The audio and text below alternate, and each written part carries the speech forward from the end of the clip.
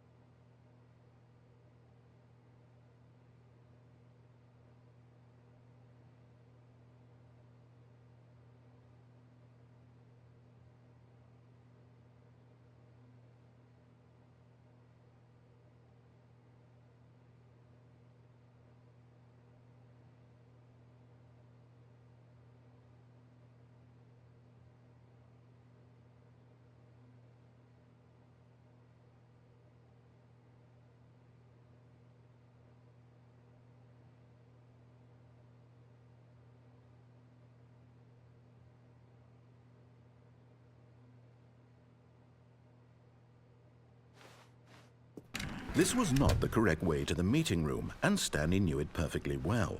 Perhaps he wanted to stop by the employee lounge first, just to admire. It was okay. But eager to get back to business, Stanley took the first open door on his left.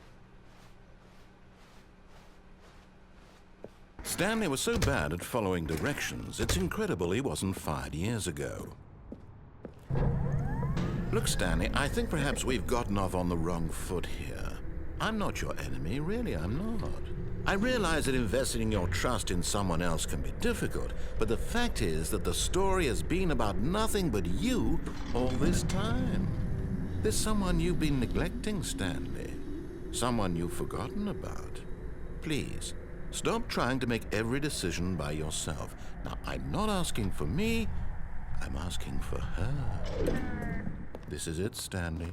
Your chance to redeem yourself, to put your work aside, to let her back into your life. She's been waiting.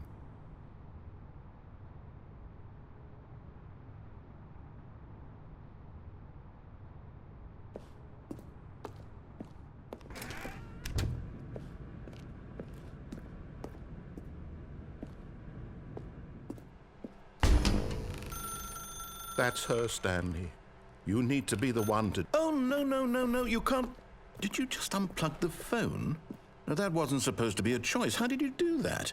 You actually chose incorrectly? I didn't even know that was possible. Let me double check. No, it's definitely here, clear as day. Stanley picks up the phone. He's taken to his apartment where he finds his wife, and the two pledge themselves to one another. Music comes in, fade to white, roll credits. Not picking up the phone is actually somehow an incorrect course of action. How is that even possible? None of these decisions were supposed to mean anything. I don't understand. How on earth are you making meaningful choices? What did you... Wait a second. Did I just see... No, that's not possible. I can't believe it. How had I not noticed it sooner? You're not Stanley. You're a real person. I can't believe I was so mistaken. This is why you've been able to make correct and incorrect choices. And to think I've been letting you run around in this game for so long. If you'd made any more wrong choices, you might have negated it entirely. It's as though you completely ignored even the most basic safety protocol for real-world decision-making. Or did you not grasp the severity of the situation? Well, I won't have that kind of risk on my watch. I'm going to stop the game for a moment so we can educate you properly on safe decision-making in the real world. Please observe this helpful instructional video. Choice. It's the best part of being a real person. But if used incorrectly, can also be the most dangerous. For example, in this scenario, a hypothetical real person named Rupert has a choice. He could invent a machine that eliminates food shortages across the world to make life better for all people. Or he could spend years of hard work forgetting how to read. Which choice would you make? Remember that unlike here, the real world makes sense, and at no time should you make a choice that does not conform to rational logic. If you find yourself speaking with a person who does not make sense, in all likelihood, that person is not real. Allow the person to finish their thought, then provide an excuse why you cannot continue talking. Turn to a partner and practice saying, "My goodness, is it 4:30? I'm supposed to be having a back, sack, and crack."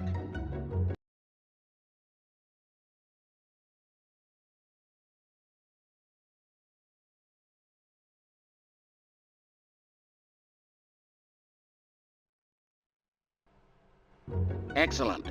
Making choices on a regular basis is the best part to a healthy decision-making process. Most medical professionals recommend making at least 8 choices per day. Do you make more than 8? Less?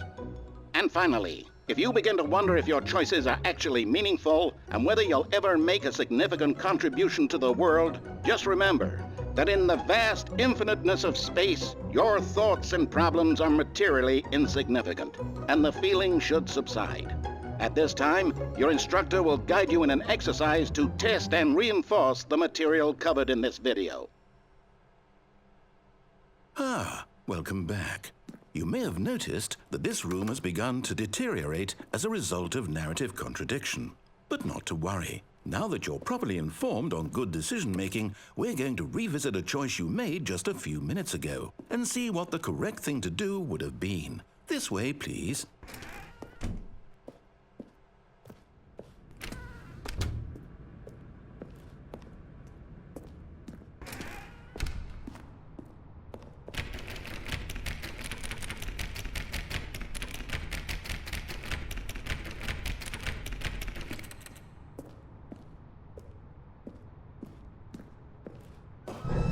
Now that we know your choices are meaningful, we can't have you jumping off the platform and dying. Imagine the main character dying senselessly halfway through the story. That story would make no sense at all. We just need to get you home as soon as possible before the narrative contradiction gets any worse. Unfortunately, it seems this place is not well equipped to deal with reality.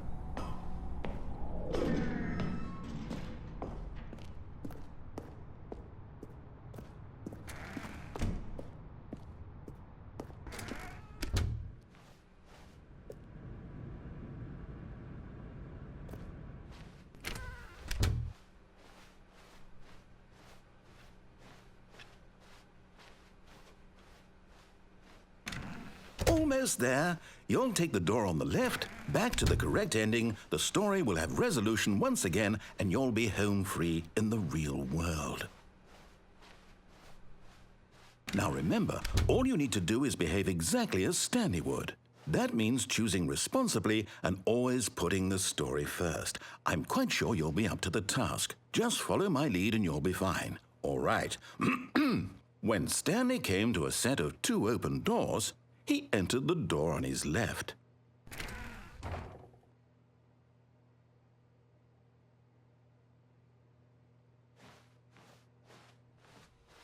No! Why did you do that? Quickly, hurry back in the other direction. Perhaps we're not too late.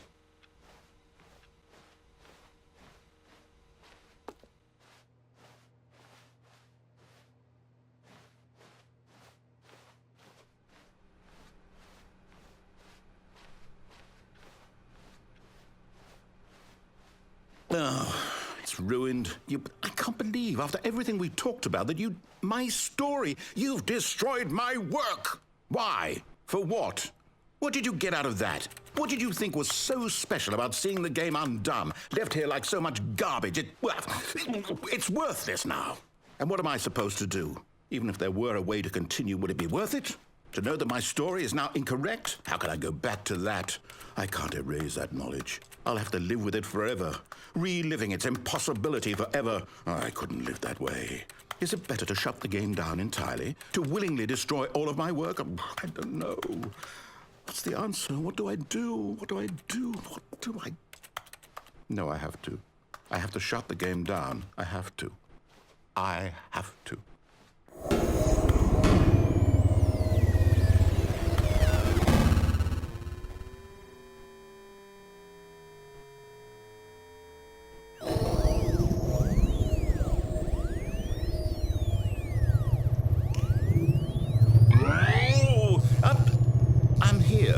I'm still here in this pile of rubbish, with you who thought you were so clever. Now look where we are. My entire game is destroyed. It was the only thing in the world that was mine, and you've run it into the ground. What, did you think that would be funny? You just had to see? Didn't I impress upon you how important it was to be like Stanley? He actually knows how to do what I tell him to. He understands that if I say to do something, there's a damn good reason for it. That thought hadn't even occurred to you, had it? That there's a world outside of you? You're a child. Oh, my story.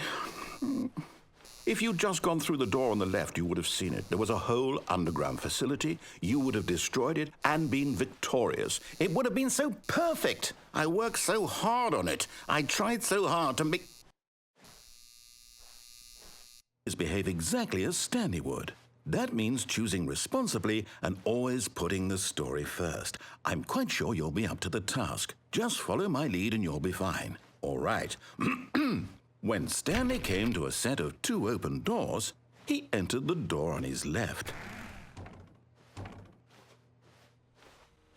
No! Why did you do that? Quickly, hurry back. Behave exactly as Stanley would. That means choosing responsibly and always putting the story first. I'm quite sure you'll be up to the task. Just follow my lead and you'll be fine. All right. When Stanley came to a set of 2 open doors, he entered the door on his left.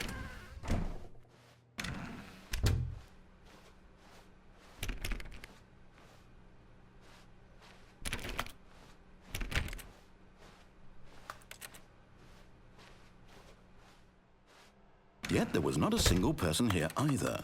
Feeling a wave of disbelief, Stanley decided to go up to his boss's office, hoping he might find an answer there.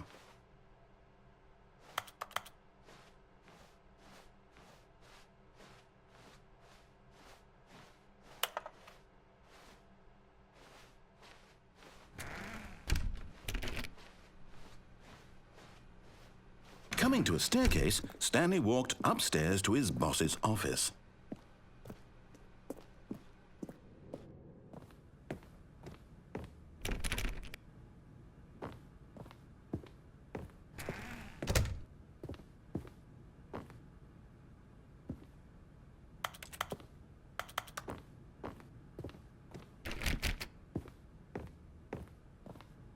Stepping inside his manager's office, Stanley was once again stunned to discover not an indication of any human life. Shocked, unraveled, Stanley wondered in disbelief who orchestrated this, until he saw the door with a voice receiver next to it. Surely behind this door lay all the answers to his questions. And beyond all probability, he knew the passcode. He had seen it on his boss's computer just last week. Night Shark 115. Was this the code to open the door? Would it still work? There was only one way to find out. Stanley had been trained never to speak up, but now he would draw from within himself the courage to face the unknown. He drew a sharp breath and then spoke the code.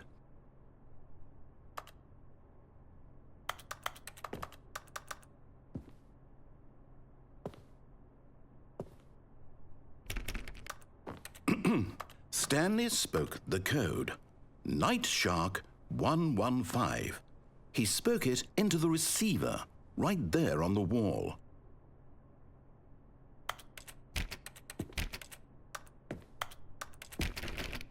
I'm sorry, is there a problem? You didn't mishear me, did you? Please speak the code into the receiver. Otherwise, we can't get on with the story. This is a crucial step.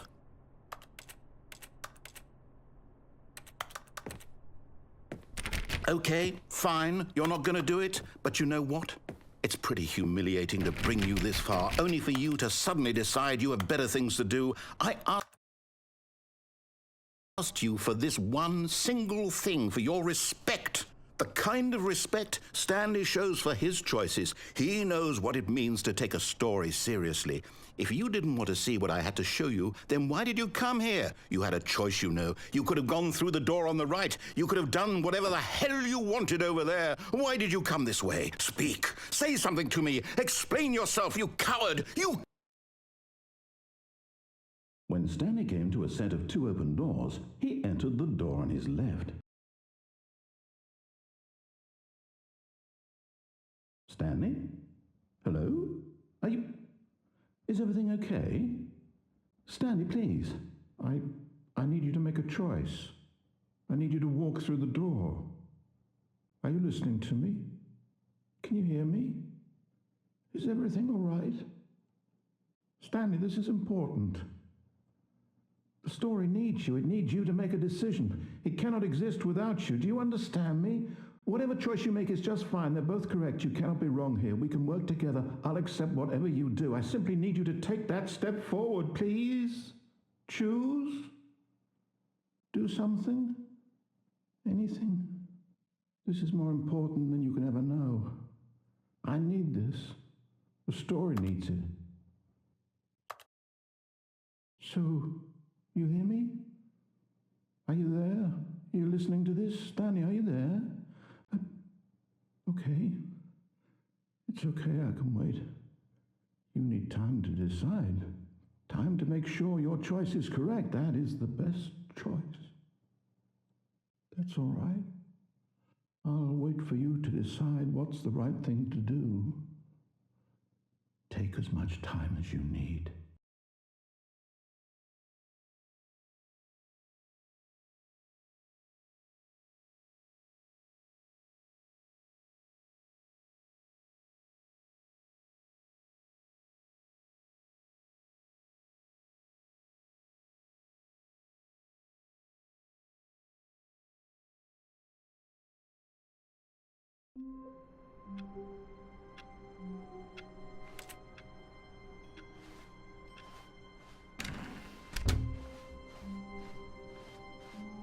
When Stanley came to a set of 2 open doors, he entered the door on his left.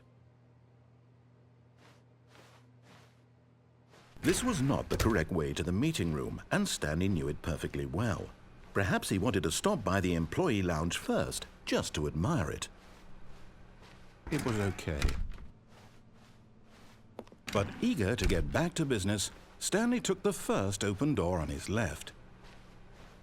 And so he detoured through the maintenance section, walked straight ahead to the opposite door, and got back on track.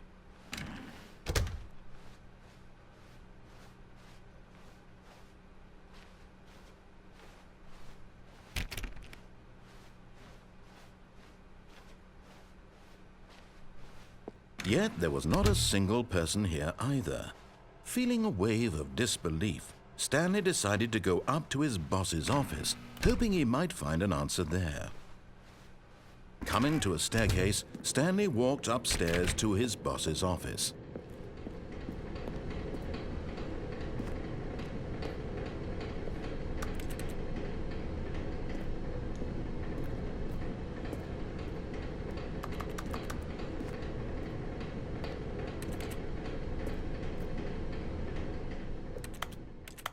But Stanley just couldn't do it. He considered the possibility of facing his boss. Admitting he had left his post during work hours, he might be fired for that. And in such a competitive economy, why had he taken that risk? All because he believed everyone had vanished? His boss would think he was crazy. And then something occurred to Stanley. Maybe, he thought to himself, maybe I am crazy. All of my co-workers blinking mysteriously out of existence in a single moment for no reason at all? None of it made any logical sense. And as Stanley pondered this, he began to make other strange observations. For example, why couldn't he see his feet when he looked down? Why did doors close automatically behind him wherever he went? And for that matter, these rooms were starting to look pretty familiar. Were they simply repeating? No, Stanley said to himself, this is all too strange. This can't be real. And at last, he came to the conclusion that had been on the tip of his tongue. He just hadn't found the words for it. "I'm dreaming!" he yelled. "This is all a dream." Oh, what a relief Stanley felt to have finally found an answer, an explanation. His co-workers weren't actually gone. He wasn't going to lose his job. He wasn't crazy after all. And he thought to himself, I suppose I'll wake up soon. I'll have to go back to my boring real-life job pushing buttons. I may as well enjoy this while I'm still lucid. So he imagined himself flying and began to gently float above the ground. Then he imagined himself soaring through space on a magical starfield, and it too appeared. It was so much fun, and Stanley marveled that he had still not woken up. How was he remaining so lucid? And then perhaps the strangest question of them all entered Stanley's head. One he was amazed he hadn't asked himself sooner. Why is there a voice in my head dictating everything that I'm doing and thinking? Now the voice was describing itself being considered by Stanley, who found it particularly strange. I'm dreaming about a voice describing me, thinking about how it's describing my thoughts, he thought. And while he thought it all very odd and wondered if this voice spoke to all people in their dreams, the truth was that, of course, this was not a dream. How could it be? Was Stanley simply deceiving himself, believing that if he's asleep, he doesn't have to take responsibility for himself? Stanley is as awake right now as he's ever been in his life. Now, hearing the voice speak these words was quite a shock to Stanley. After all, he knew for certain, beyond a doubt, that this was in fact a dream. Did the voice not see him float and make the magical stars just a moment ago? How else would the voice explain all that? This voice was a part of himself too. Surely, if he could just... He would prove it. He would prove that he was in control, that this was a dream. So he closed his eyes gently, and he invited himself to wake up. He felt the cool weight of the blanket on his skin, the press of the mattress on his back, the fresh air of a world outside this one. Let me wake up, he thought to himself. I'm through with this dream. I wish it to be over. Let me go back to my job. Let me continue pushing the buttons. Please, it's all I want. I want my apartment, and my wife, and my job. All I want is my life exactly the way it's always been. My life is normal. I am normal.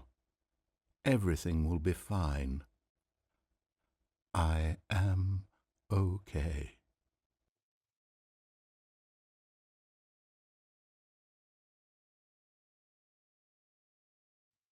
Stanley began screaming. Please, someone, wake me up. My name is Stanley. I have a boss. I have an office. I am real. Please, just someone tell me I am real. I must be real. I must be. Can anyone hear my voice? Who am I? Who am I? And everything went black.